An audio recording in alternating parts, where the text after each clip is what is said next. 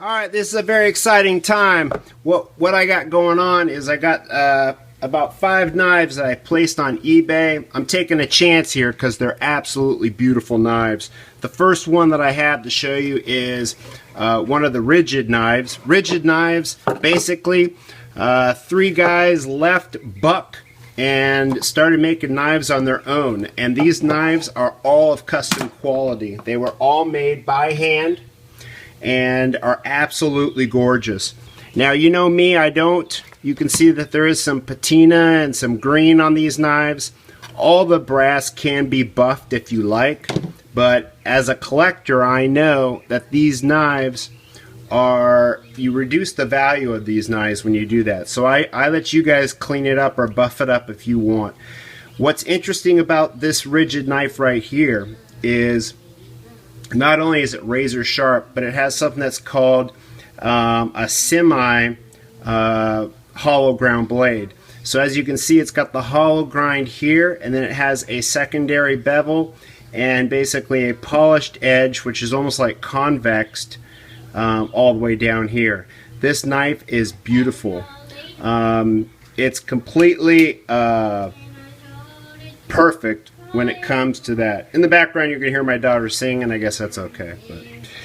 But just beautiful micarta handles, and it fits so beautifully in the hand. It is just a sweet knife with a really cool sheath that it fits in. Just really badass knife. Alright, so that's one of them. Another knife that I got going on is your golden spike. So what makes these golden spike knives so popular is, especially the old ones made in USA, is that you know that Schrade went out of business and everything's made in China. Well, the ones that are made in China are absolute garbage. I don't care what anybody tells you. It just ticks me off to hear these people that have a whole bunch of the Chinese ones up for sale and they try to tell you that they're just as good.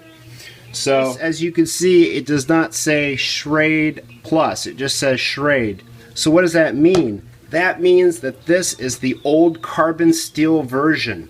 Okay, so these particular knives, you're looking at this knife probably hitting well over $100, but what you're getting is the old carbon version type. These are absolutely beautiful. The people that are going to be bidding on this knife know exactly what they're bidding on, and I expect this one to be a very competitive bidding race. This is a beautiful knife, just gorgeous, and carbon steel. So these are very popular. Alright, the next one that I have going on is this gigantic Western. Now, I have a few in my inventory, but I'm throwing this one up on eBay to see how it does. So it's kind of a risk. This particular one has some spotting on the blade. Now, this spotting can be removed if you wanted to do that. Myself, remember, I don't polish up my stuff. That's something I can't stand when somebody is basically what they've done is they take this brass and they'll polish it up with some polishing compound, and then they'll basically polish the blade to make it look brand new. This knife isn't brand new. This knife is an old knife. Some of these knives that I have in my inventory are absolutely in mint condition. This one is not and has slight spotting. It is not corrosion, it's not pitting, it's nothing like that. It's just some spotting on the blade. Probably the type of oil they used on it turned some semi-corrosive, and what it did is it basically created this spotting here. It does nothing to affect the awesomeness of this knife, which this knife is gigantic. And I have medium-sized hands, and as you can see, this knife is really sweet. Beautiful wood handles, full tang. Goes all the way to the end, and it is just so nice. It's got a really cool sheath to it. Slips on in there, it gets pulled. It's never been snapped, so I'm not going to snap it, but it's a dangler type sheath, which really makes this knife actually pretty comfortable to wear. I tried it out myself, put it on my side, and when I went to the gun range I wore it, and And people just smiled. They thought, what is that sword that you're wearing? I was like, I'm just messing around. I wanted to see how it felt to wear something like this throughout the day. So just a really cool knife.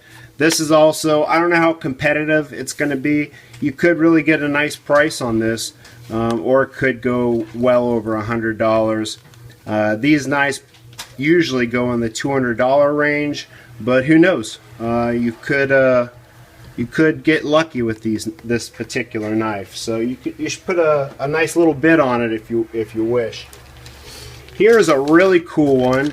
This is the actual plastic that it was issued in. Nothing really special with that, but it has the actual string that it came with, and it's got itself a sharpening stone. It's got a little corrosion around the brass, like I said, easily buffed out, but I don't like to mess with old stuff. That's up to the collector that buys this. But the stone on the inside has some writing on it.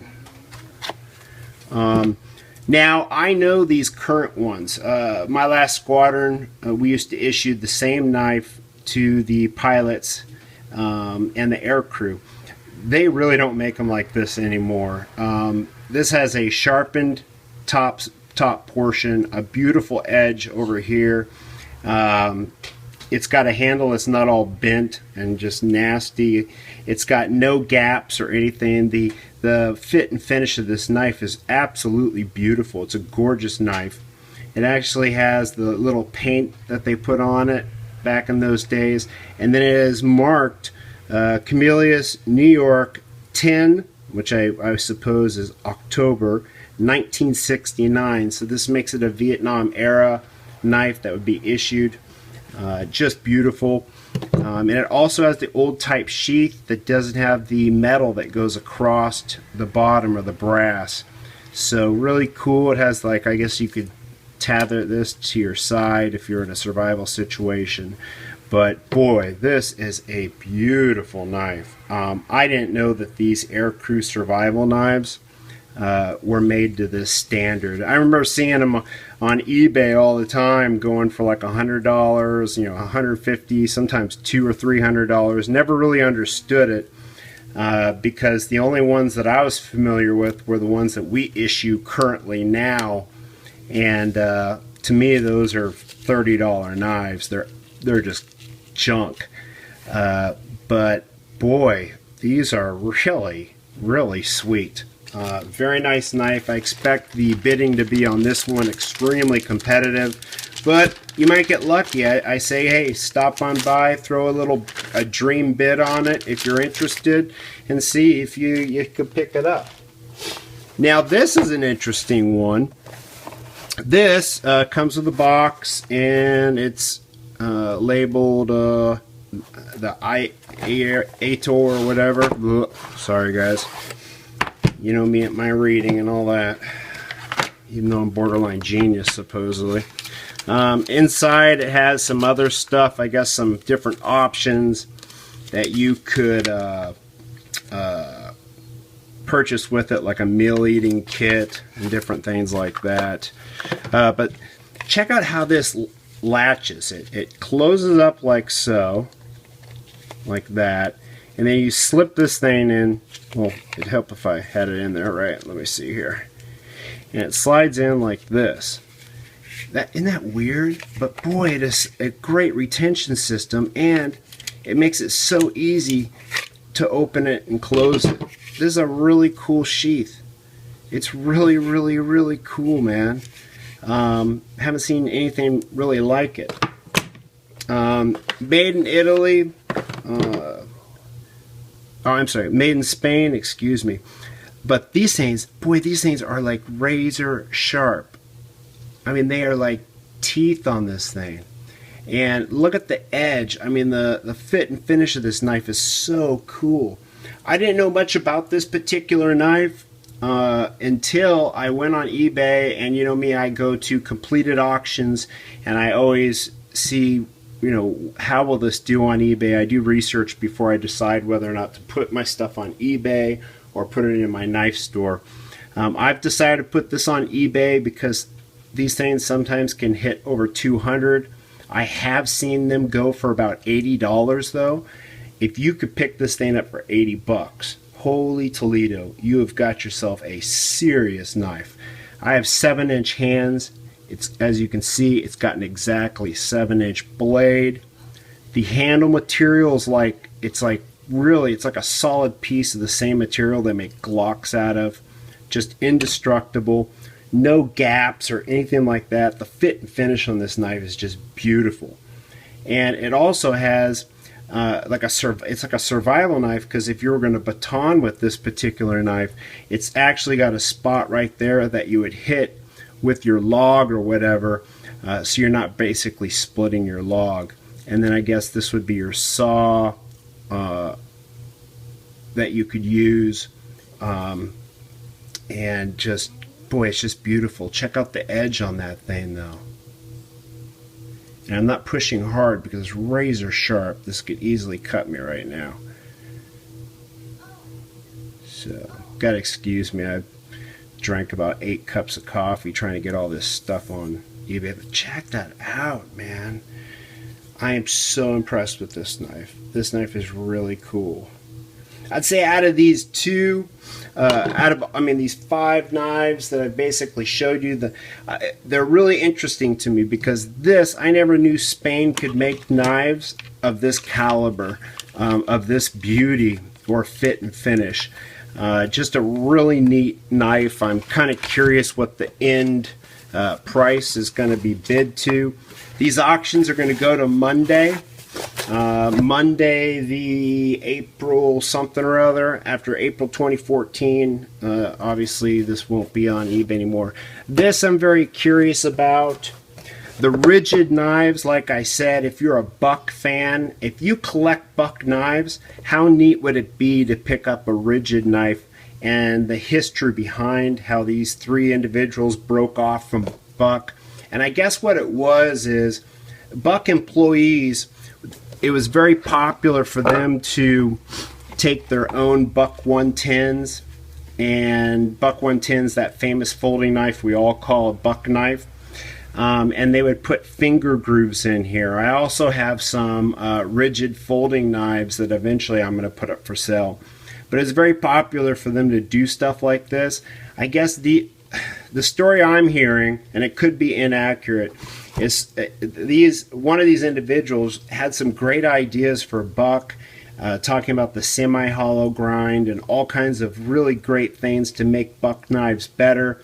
The buck knife hierarchy was not interested in doing something like that, I guess for the cost effectiveness and the time it takes to do stuff like that. And basically these individuals left buck to start their own business. These knives were all done by hand. So what you're looking at is a custom knife, basically. Custom quality, all built by hand, and just really, really beautiful. I've just never seen a grind like this. I'd really like to actually keep one of these if I get another one. I'm just really impressed with this custom quality. Another one of the knives that has me extremely curious about is, I'm curious well, I know what this is going to be competitive. I've sold a lot of these. I never understood the whole carbon version. I'm also pretty curious about how this is going to sell. So it's kind of fun selling on eBay because it gets such high exposure. But like I said, I never knew that these aircrew survival knives could be made to such high standards. And I guess back in the old days they were, and that's why they are such an iconic knife for today. Even though, too bad, today they don't make them as good as they used to. So, well, anyway, just below this you're going to see the link to my Dog Go Running Facebook page. You're also going to see a link to my knife store, and just below that you're going to see a link to my eBay. Hey, check it out in the next 3 days. Basically, if you watch this video, go down there, check out my eBay listings, and why don't you help me out? Throw a dream price on those. Throw 20 bucks on it. Who knows? Maybe it'll sell for 20 bucks. Let's get some bidding going. it wouldn't hurt, you know. Throw a dream price on all these knives for me. Help me get my listing up there, and we'll see what happens. Thanks a lot. I appreciate it. Thank you for supporting me. And everybody that watches my videos, thank you very much. And like I said, stop by, and after you watch this video, just go to that eBay, go to my eBay account, put a dream price, help me out, help a brother out. And like I said, you know me, I'm always picking people all the time. I send out free gifts all the time to people that make comments and good subscribers.